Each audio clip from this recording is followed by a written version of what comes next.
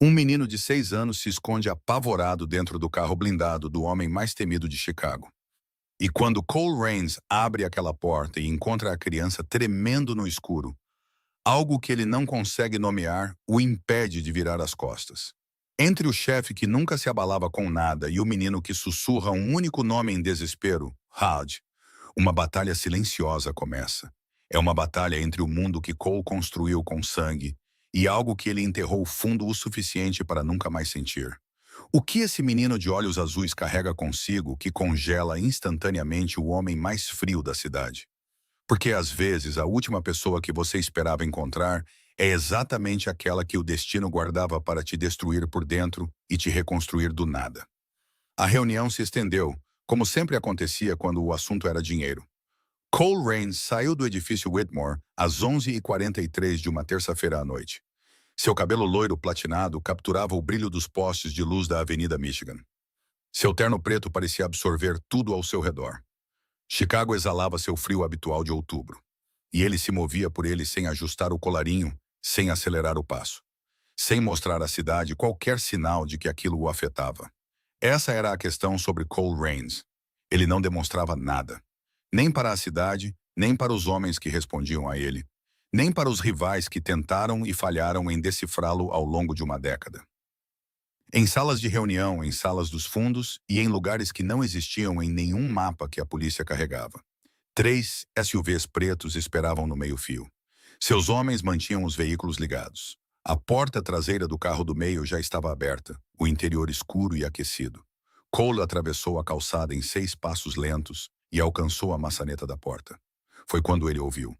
Um som tão pequeno que deveria ter sido engolido pelo barulho da cidade, pelo ronco dos 3 motores ligados no frio. Mas não foi engolido.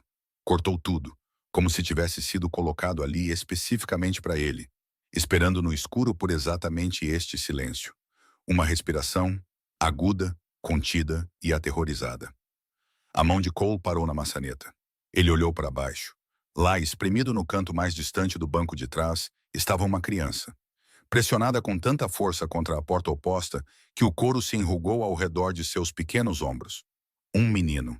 Ele não podia ter mais de 6 anos. Ele usava uma jaqueta azul clara com o zíper quebrado, calças jeans escuras com um rasgo no joelho esquerdo, e tênis que um dia foram brancos e agora estavam cinzas de tanto correr pelo que quer que a noite tivesse jogado em seu caminho. Seu cabelo escuro estava úmido nas têmporas. Seus joelhos estavam firmemente puxados contra o peito. Seus braços estavam travados ao redor deles, como se fossem a única estrutura que o mantinha inteiro. E seus olhos, grandes, azuis e absolutamente aterrorizados, estavam fixos em Cole, com a expressão de alguém que calculou as chances e as achou catastróficas. Mas ficou mesmo assim, porque não havia mais para onde ir. Cole não se moveu. Por 3 segundos inteiros, nenhum dos dois respirou. Então Frank, a coisa mais próxima que Cole tinha de uma sombra permanente, apareceu ao seu lado. Ele se inclinou, viu o menino e imediatamente estendeu a mão para remover a criança do veículo. A mão de Cole se ergueu. Um movimento, seco e final. Frank congelou. Cole estudou o menino. O menino estudou Cole de volta com uma concentração surpreendente para alguém tão pequeno. Como se estivesse lendo algo no rosto de Cole que nenhum adulto jamais pensou em procurar. Então, uma mãozinha saiu de entre os joelhos do menino e um dedo se ergueu até seus lábios, num gesto que não precisava de tradução. A mensagem era clara e desesperada. Por favor, não diga nada. Cole olhou lentamente por cima do teto do carro. Um quarteirão ao norte, 2 homens de roupas escuras se moviam rapidamente pela calçada. Eles examinavam portas, veículos estacionados e rostos com a urgência particular de quem perdeu algo que não lhes pertencia. Cole se acomodou no banco de trás com a deliberação calculada que definia cada ação de sua vida adulta. Ele fechou a porta atrás de si. O interior se fechou ao redor deles. O menino se pressionou ainda mais em seu canto. Cole se acomodou no assento, apoiou um pulso no joelho e olhou para a criança, com a mesma expressão que usava em todas as salas onde os resultados ainda estavam indefinidos. Então ele falou, com a voz baixa o suficiente para mal cruzar o espaço escuro entre eles. Qual é o seu nome? O queixo do menino tremeu uma vez. Ele engoliu em seco, o esforço visível em sua pequena garganta. Então seu queixo se ergueu ligeiramente, do jeito que as crianças erguem o queixo quando lutam com todas as forças para não desmoronar na frente de um estranho. Noah, ele sussurrou. Cole sustentou seu olhar. De quem você está fugindo? Os olhos do menino se encheram de lágrimas, mas não transbordaram. Eles levaram minha mãe, ele disse. Sua voz falhou na última palavra e depois se firmou por pura força de vontade. Ela me disse para correr. Ela disse para encontrar um carro preto e ficar quieto. E não sair até que alguém com olhos como os meus abrisse a porta. Cole não reagiu a isso. Ele manteve sua expressão exatamente como estava. Lá fora, os dois homens pararam na esquina e falavam em telefones. Suas cabeças se viravam em direções opostas, varrendo o quarteirão com confiança cada vez menor. Então Noah disse mais uma coisa. Disse baixinho, do jeito que uma criança diz o nome da única pessoa que acredita que pode consertar o que está quebrado. Ele disse, o nome da minha mãe é Jade. A palavra pousou no centro do peito de Cole como uma pedra pousa em águas paradas.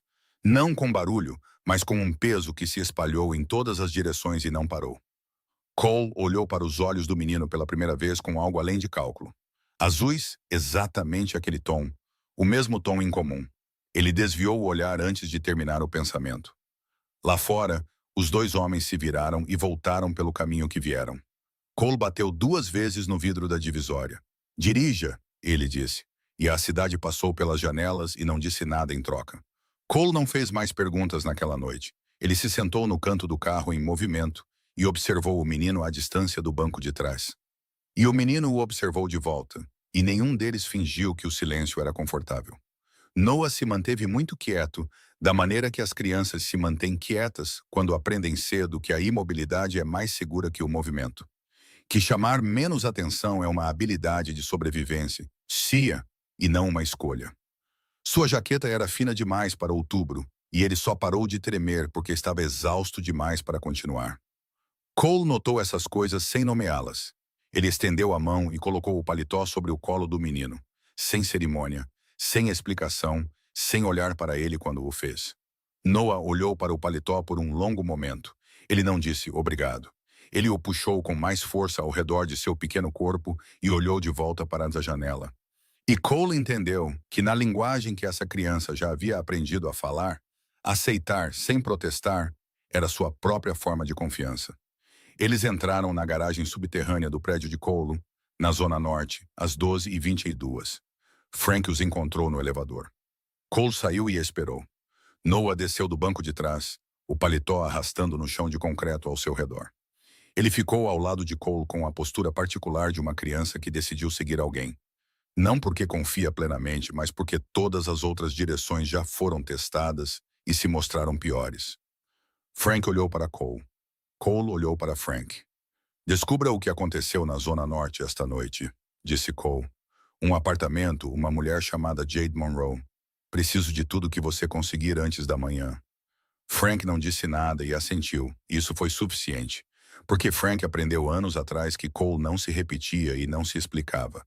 E esses eram 2 lados da mesma disciplina. No elevador, Noah ficou ao lado de Cole, olhou para as portas se fechando e não disse nada durante a maior parte do trajeto. Então, com a franqueza particular de uma criança que decidiu que a polidez é um luxo que a situação não permite, ele perguntou, você vai chamar a polícia? Cole olhou para a frente e para as portas do elevador. Não, ele disse.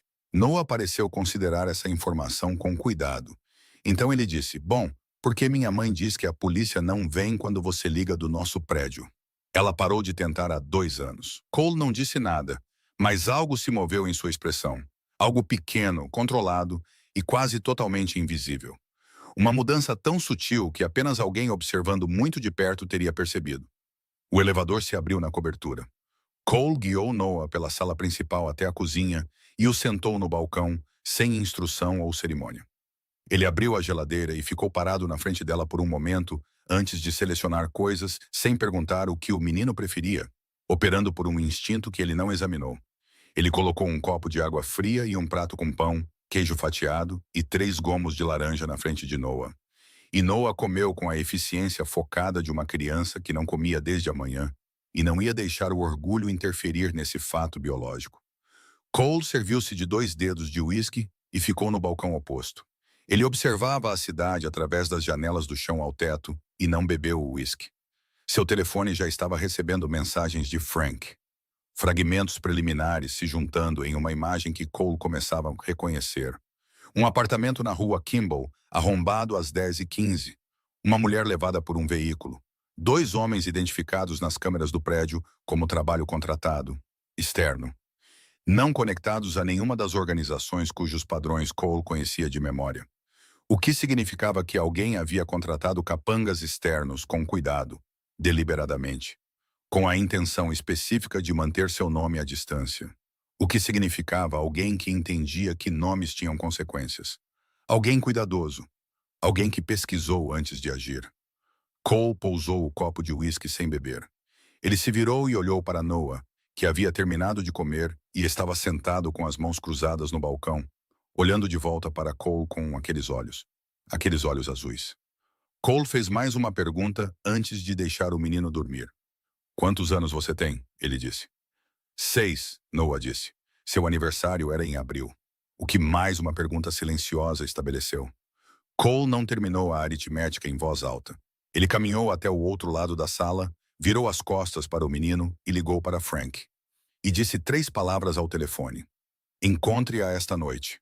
Jade estava na sala de emergência do Northwestern Memorial quando os homens de Cole a localizaram às 2h15 da manhã. Ela não havia ligado para ninguém. Ela foi para lá em um carro de aplicativo com um lábio cortado e 2 costelas trincadas. Com o telefone na mão e o maxilar cerrado da maneira particular de uma mulher que se vira sozinha há tanto tempo, que o instinto de pedir ajuda foi sistematicamente substituído pelo instinto de resolver. Ela havia dado um sobrenome falso à enfermeira da recepção. Não foi o suficiente. Cole chegou às 2h47. Ele entrou pela entrada de emergência e as portas automáticas se abriram para ele e para os 2 homens ao seu lado. E a sala se recalibrou da maneira que as salas sempre faziam quando Cole Rains entrava nelas. As conversas baixaram de tom, os olhares se desviaram e depois se afastaram cuidadosamente. O ruído ambiente do lugar se redirecionou ao redor dos 3. Ele a encontrou no box 7, atrás de uma cortina, sentada ereta na mesa de exame, com uma camisola de hospital e o cabelo escuro solto ao redor do rosto, e uma bolsa de gelo pressionada contra o lado esquerdo, com a pressão cuidadosa de alguém que aprendeu exatamente quanta pressão é necessária para controlar a dor sem demonstrá-la. Ela ergueu o olhar quando a cortina se moveu. Qualquer que fosse a versão desta noite para a qual ela estava se preparando, não era esta. Ela não deixou a surpresa transparecer em seu rosto. Em vez disso, seu queixo se ergueu, lento e deliberado, e seus olhos encontraram os dele com a mesma franqueza que sempre tiveram. A mesma qualidade que tornara impossível, 7 anos atrás, olhá-la e manter qualquer coisa confortável. "Cole", ela disse. O nome dele na boca dela era uma frase completa. Ele parou dentro da cortina e olhou para ela da maneira que olhava para tudo em sua vida. Contabilizando, medindo, notando o lábio cortado, a maneira como ela segurava o lado esquerdo e a exaustão que vivia na camada precisa sob a compostura. O tipo de exaustão que vem de anos carregando um peso que nunca foi projetado para ser carregado por uma única pessoa. "Ele está seguro", disse Cole. "Ele está com meu pessoal no prédio." Algo passou pela expressão de Jade tão rapidamente que quase não estava lá, e então se foi. E o que o substituiu foi mais duro. Alívio enorme e brevemente descontrolado. E então, imediatamente atrás dele, um medo de um tipo diferente. Não o medo da mulher que foi levada de seu apartamento. Um medo mais profundo. Um mais específico. "Como ele te encontrou?" ela disse. "Ele entrou no meu carro", disse Cole. "Ele o escolheu." Ela absorveu isso. Olhou para a bolsa de gelo em sua mão com uma expressão que se esforçava muito para permanecer neutra. "Ele não deveria te encontrar", ela disse. Ela disse isso baixinho e com uma impassibilidade que Cole reconheceu como a voz que ela usava quando dizia algo que lhe custava. "Eu sei", disse Cole. Ela olhou para ele e o que estava em seus olhos então ocupava o espaço preciso e complicado entre a raiva e a dor. O espaço que só se abre entre pessoas que tiveram algo que terminou mal e nunca se fechou de forma limpa. "Você precisa ir embora", ela disse. "Cole, estou pedindo que você o mantenha seguro", Me dê um endereço e se afaste disso. O que quer que eles queiram, qualquer que seja a vantagem que eles pensam que eu sou, não tem nada a ver com você. Cole olhou para ela por um longo momento. Quem os enviou? Ele disse. Ela desviou o olhar. Cole. Ele deu um passo à frente. A bolsa de gelo na mão dela se moveu e ele a viu controlar a resposta à dor sem um único estremecimento visível. E algo dentro dele que estava muito quieto por muito tempo se moveu sem pedir permissão. Tem tudo a ver comigo, ele disse. Ela fechou os olhos. Quando os abriu, eles estavam úmidos nas bordas, mas sua voz estava totalmente firme. Não há nada aqui que pertença a você, ela disse. Nem esta sala. Nem esta situação. Cole sustentou o olhar dela e disse: E o menino? Ela ficou completamente imóvel. O silêncio entre eles durou exatamente o tempo necessário para significar tudo o que precisava significar. Ele não sabe sobre você, ela disse. Sua voz era pouco mais que um sussurro. Ele nunca soube. Eu tomei essa decisão e a mantive, e estou pedindo que você a respeite. Cole não respondeu. Ele ficou sob a luz fluorescente forte do box set e olhou para ela. E entendeu pela primeira vez com total clareza a forma específica do que 7 anos de silêncio continham. Então ele se virou, atravessou a cortina de volta e ficou no corredor com as mãos ao lado do corpo. E respirou uma vez, lenta e completamente, da maneira que respirava antes de decisões que não podiam ser revertidas. Ele não foi embora. Essa foi a decisão que Cole tomou parado naquele corredor. E foi diferente de qualquer decisão que ele havia tomado na memória recente. Ora, recente, porque chegou sem cálculo, sem um mapa estratégico traçado da ação ao resultado. Ele a tomou da maneira que as pessoas tomam as decisões mais importantes, antes de saberem o motivo, antes que o motivo tenha terminado de se formar. Ele mudou Jade para a ala leste da cobertura e colocou Noah no quarto ao lado do dela. E postou 2 homens no corredor e mais 2 na garagem. Ele não pediu a permissão de Jade e ela não discutiu com ele. O que disse a Cole mais sobre o quão assustada ela estava do que qualquer coisa que ela pudesse ter dito em voz alta. Pela manhã, ele conhecia a arquitetura do problema. Harlan Cross, um operador de nível médio trabalhando nas margens da economia privada de Chicago, havia identificado Jade Monroe. Através de uma cadeia de registros que deveriam ser antigos e obscuros demais para serem seguidos. Uma fotografia de 7 anos atrás. Um nome ligado a um nome ligado a Cole Rains. E um homem com paciência e motivação suficientes para seguir esse fio até o fim. Cross veio em busca de vantagem após um acordo 3 meses antes, no qual Cole fechou uma transação de uma forma que deixou Cross exposto e diminuído aos olhos das pessoas cuja estima Cross mais valorizava. Cole não fez isso acidentalmente. Ele o fez porque era o resultado eficiente e porque Cross havia feito uma série de escolhas que o convidaram a isso. Mas Cole não havia levado em conta o que um homem como Cross faria quando seu orgulho fosse o que estava ferido. O orgulho faz as pessoas buscarem pontos de pressão em vez de lucros, e Cross havia encontrado um. Cole sentou-se com isso em sua mesa às 6 da manhã e deixou as dimensões completas do problema se assentarem, sem se apressar para uma resposta. O café ao seu lado esfriou. Ele olhou para o lago, que tinha a cor de estanho na luz da manhã. E ele pensou sobre os registros que acreditava estarem suficientemente enterrados e sobre as maneiras como o passado se apega a uma pessoa, independentemente da distância ou da intenção. Então ele se levantou e foi procurar Noah. O menino estava na cozinha comendo cereal de uma tigela que ele mesmo havia enchido, sentado no balcão com seus jeans rasgados e jaqueta azul, com os quais aparentemente dormiu em vez de tirar. Ele ergueu o olhar quando Cole entrou e não pareceu surpreso em vê-lo, o que sugeria que ele esperava que Cole aparecesse em vez de desaparecer, um julgamento que Cole achou estranhamente preciso. "Minha mãe está aqui?" Noah perguntou. "Dormindo", disse Cole. Ele se sentou no banco em frente a Noah. Noah comeu outra colherada de cereal e olhou para Cole com a atenção aberta e avaliadora que as crianças usam antes de aprenderem a ser diplomáticas sobre suas observações. "Os homens maus vão voltar?" ele perguntou. "Não os mesmos", disse Cole. Noah assentiu. Ele entendeu que a resposta era honesta e incompleta, e pareceu decidir que honesto e incompleto era aceitável. Cole observou o menino comer e pensou na maneira como Noah havia entrado no carro na noite anterior. A instrução que sua mãe lhe dera, e que ele havia seguido exatamente. A especificidade dela. Encontre um carro preto. Fique quieto. Espere por alguém com olhos como os meus para abrir a porta. Ela não disse encontre um homem com um carro preto. Ela não disse encontre um homem com segurança, ou encontre um homem importante ou alguém poderoso. Ela disse encontre alguém com olhos como os meus, como se essa fosse a única credencial que importava. Cole não disse nada disso. Ele se sentou no balcão enquanto Noah terminava o cereal. O menino então encontrou a biblioteca e entrou. E a manhã continuou. E lá embaixo, a cidade já corria a toda velocidade em direção ao que quer que fosse se tornar. E aqui em cima, um menino de olhos azuis estava deitado de bruços em um tapete da biblioteca, lendo um livro de capa vermelha e balançando os pés no ar. E Cole Rains estava sentado em sua mesa com o velho peso familiar do passado, reorganizado em uma forma que ele nunca antes fora obrigado a carregar. Cole também encontrou em seus arquivos naquela manhã um detalhe que não procurou e não esperava encontrar. Um registro de matrícula escolar de um menino de 6 anos na escola primária Kimball. Sobrenome Monroe. Primeiro nome Noah. Contato de emergência listado como apenas a mãe.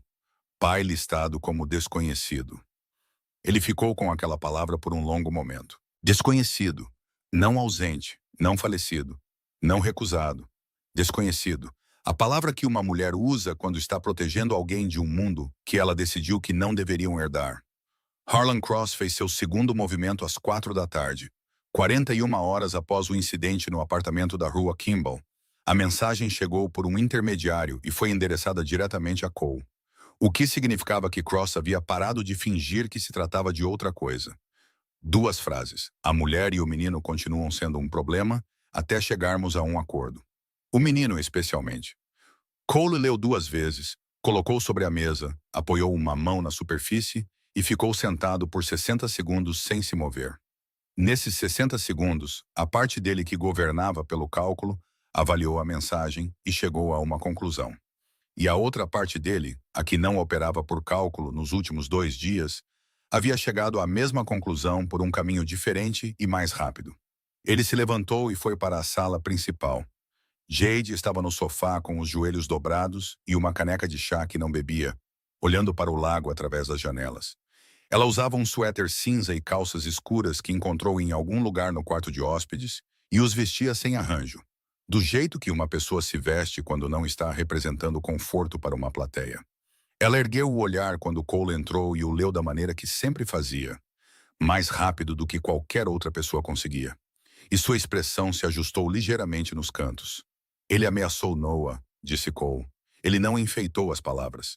Jade pousou a caneca. O movimento foi lento e deliberado, e quando ela olhou de volta para Cole, seus olhos estavam claros de uma forma que não é o mesmo que calma. O que você vai fazer? Ela perguntou. Resolver, disse Cole. Do jeito que você resolve as coisas, ela disse. Não era bem uma pergunta. Sim. Ela ficou quieta por um momento, olhou para as mãos, então ergueu o olhar e disse, preciso te dizer uma coisa. Sua voz havia mudado. Cole sentou-se na cadeira em frente a ela e lhe deu todo o peso de sua atenção.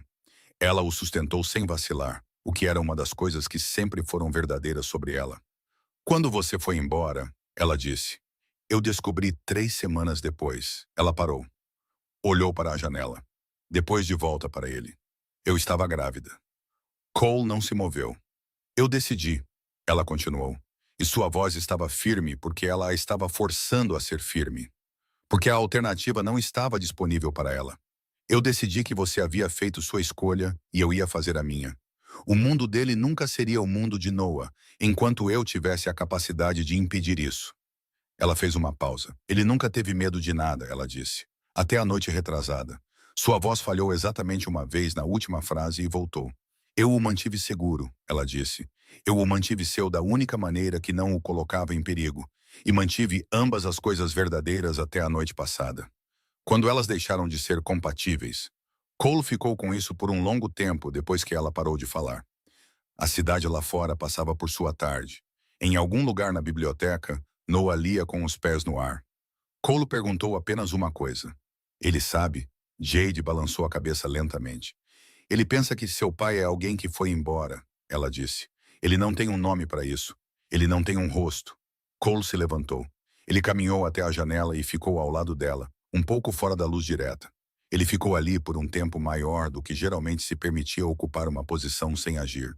Então ele disse, tire-os da ala leste, traga-os para cá. Jade começou a objetar. Cole, isso não é... Traga-os para cá, ele disse novamente. Sua voz estava no mesmo tom baixo de sempre. Sem performance, sem pressão. Simplesmente final. Ele não olhou para ela quando disse a parte seguinte. Ninguém toca nele. Ela ficou quieta. Então ela disse, tudo bem. Cole caminhou até a porta da biblioteca. Noah estava deitado de bruços no tapete, um pé balançando no ar, o livro de capa vermelha aberto à sua frente. Totalmente absorvido em algo que não tinha nada a ver com o mundo lá fora. Cole ficou na porta por um momento. Então ele voltou para sua mesa, fez suas ligações e começou a trabalhar. Ela não respondeu imediatamente. Olhou para as mãos, que estavam cruzadas em seu colo com uma quietude que não era calma, mas sim a quietude de uma pessoa que ensaiou essa conversa muitas vezes em particular. E nunca ficou satisfeita com nenhuma versão dela. Quando ela falou novamente, sua voz tinha a qualidade de algo sendo dito pela última vez. Uma porta sendo fechada com cuidado, em vez de força. Eu não queria que ele crescesse esperando por uma pessoa que fez uma escolha, ela disse. Eu queria que ele entendesse que a pessoa que ficou era o suficiente. Cole olhou para ela. Você ficou, ele disse. Ela assentiu. E foi o suficiente, ela disse. Mas também foi muito difícil. Nenhum dos dois disse mais nada por um tempo. A cidade lá fora completou sua tarde e a luz através da janela se moveu pelo chão, da maneira que a luz faz quando não tem agenda nem destino. Harlan Cross conduzia sua operação em 3 locais. 2 foram confirmados à meia-noite e o terceiro às 2 da manhã. Através de uma combinação de informações que a rede de Cole vinha montando por anos, para o dia em que pudesse ser necessária. Cole não contatou a polícia. Ele nunca o fazia. Não porque operava acima da lei, mas porque operava dentro de um sistema que a lei não estava equipada para lidar. E ele sempre fora honesto consigo mesmo sobre essa distinção, se não sobre mais nada. Ele lidou com a geometria do problema, precisamente da maneira que lidava com todos os problemas nesse nível. Com paciência, sequenciamento e uma preferência por resultados que não produzissem pontas soltas, que não exigissem acompanhamento e não pudessem ser contestados ou revisitados por ninguém que tivesse feito parte deles.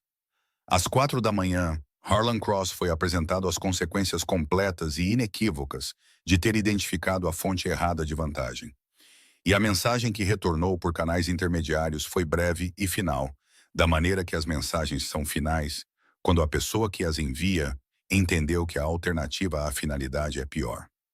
Cole sentou-se à sua mesa, enquanto a cidade completava sua transição do escuro para o cinza, e o cinza se movia em direção à primeira sugestão de amanhecer sobre o lago. E ele se permitiu exatamente 1 minuto de nada. Sem ligações, sem mensagens. Nenhum próximo passo sendo formulado. Apenas 1 minuto, que era mais do que ele geralmente permitia e que ele não analisou. Então ele foi para a cozinha. Ele estava de pé no balcão com seu café quando Noah apareceu na porta.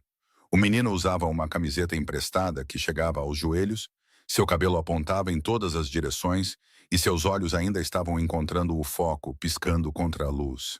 Ele viu Cole e entrou sem hesitação. Sem a avaliação hesitante de uma criança em um espaço desconhecido. Como se a cozinha já tivesse sido determinada como segura e a determinação fosse permanente. Cole lhe entregou um copo de suco de laranja antes que ele pedisse qualquer coisa.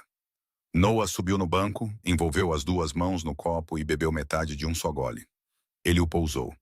Então, ele pegou debaixo de sua jaqueta, que havia deixado sobre o banco vizinho, um pedaço de papel dobrado e o estendeu para Cole. Eu fiz algo para você, ele disse. Cole o desdobrou. O desenho era a lápis, com laranja e amarelo adicionados do que deve ter sido uma caneta encontrada em algum lugar da cobertura. 2 figuras estavam lado a lado. A maior tinha um cabelo inconfundivelmente amarelo e usava um retângulo preto, claramente destinado a ser um terno. E tinha pequenos círculos nas mãos que só podiam ser anéis. A figura menor estava perto, quase tocando, e usava algo que era o contorno de uma jaqueta. Abaixo deles, em letras de forma cuidadosas que se inclinavam ligeiramente para a esquerda, do jeito que as letras se inclinam quando uma criança de 6 anos está se concentrando o máximo que pode. Estava escrito: Eu e meu pai. Cole ficou muito quieto por um momento com o desenho nas mãos. Ele olhou para o cabelo amarelo, olhou para as duas figuras juntas, olhou para as letras, então olhou para Noah. Alguém te contou? Ele disse. Sua voz estava totalmente uniforme. Noah balançou a cabeça. Ele terminou o resto do suco de laranja. Você tem os meus olhos, ele disse. Da mesma forma que se relata um fato. Da mesma forma que se diz que o céu é daquela cor ou que a caixa de cereal está quase vazia.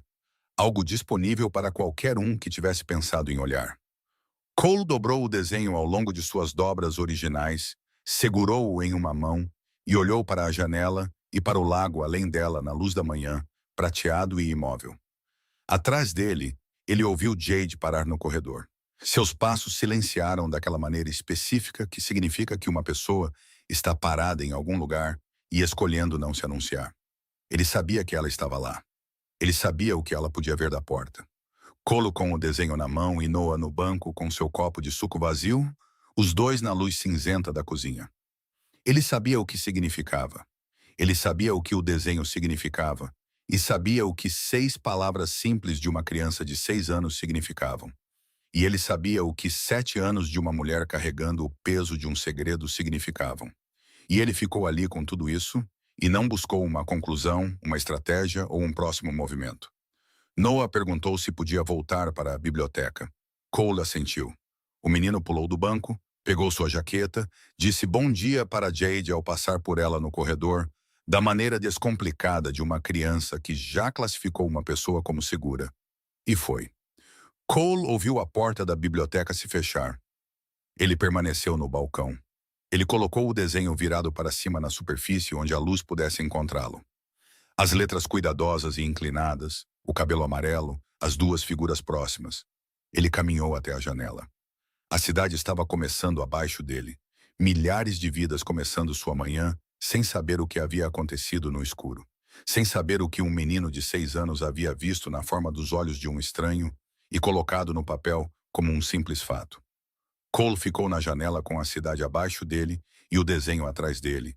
E por um longo tempo ele não se moveu.